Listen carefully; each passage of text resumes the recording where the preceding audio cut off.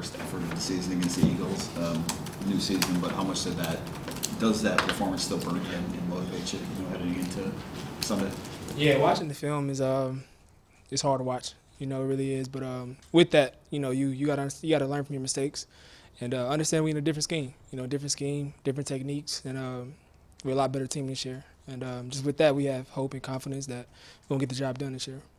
So early in the preseason, that first game, but you see a running quarterback there, and they had some success, and it's easy to draw the correlation to the week one matchup that what you're going to have to face. How have you seen the run defense improve since kind of the early infancies of importing this scheme to maybe the way you guys performed in that preseason finale? Yeah, going into that first game, we knew there would be some kinks there, especially against a mobile quarterback. Haven't seen a lot of that action, in camp itself. But from this on, we've been doing a great job in terms of having a lot more clarity, and assignment-focused football, guys knowing their roles, knowing their jobs. And with that, our interior, guys on the outside, we're a lot more confident and sound within our techniques. How disruptive do you think you and Aiden can be as an edge duo? Yeah, very, very destructive. Very, very destructive. Not disruptive, but destructive. So, very. I like your word better. That's it. That's it. How good is a guy like that for you? We hear about your silent assassin mentality all the time, right? You just go out there and do work. But to have a guy with, I guess, not afraid to talk a little bit, not afraid to get you hyped up. How good is it to have that kind of compliment to you on the field? Oh, it's awesome. On and off the field, he's just a great teammate, great individual. Like I said, he's not a rookie. He's really not. You would think he'd been in the league as long as in terms of his recovery, the way he carries himself on and off the field, how his attention to detail is. But it's very helpful, not just for myself, but for the team, for the D-line to have a guy like that, within our arsenal.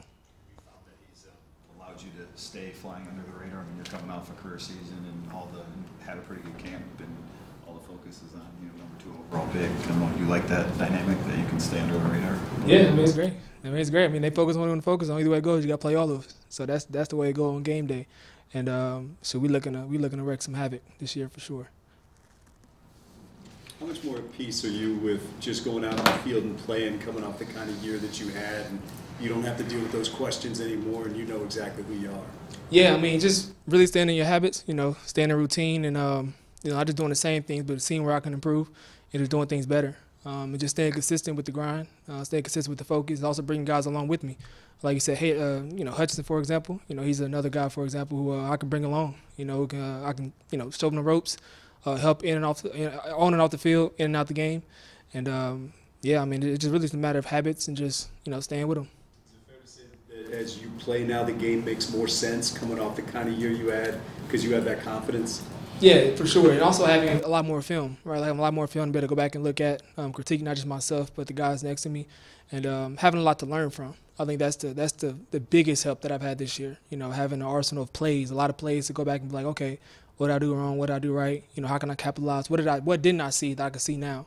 And having a coach like Coach Wash, in the room with me, just teaching me things, more things that I've ever learned in my career, day in and day out. He's a football junkie, and having him as a coach is great, and just teaching me the game ins and out.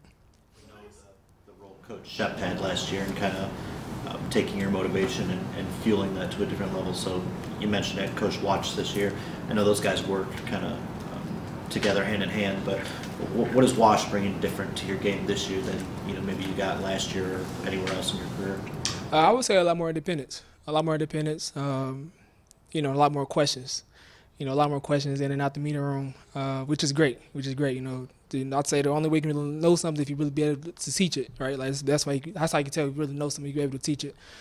So we play a lot of question games, and with that, I have to make sure I'm on my stuff, and it's great. It really is. Last one for Jen.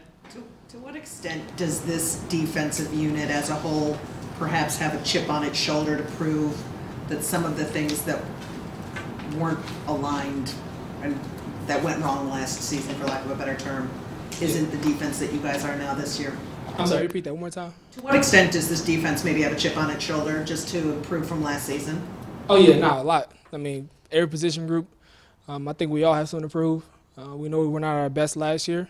I think we had significant improvement in building that foundation of this defense, but we also know how much farther we can go, and we're very hopeful very confident who we have in the room, who we have beside us, and who we have leading us in terms of the coaches, guys on and off the field who can help us out in terms of like film and study and things like that.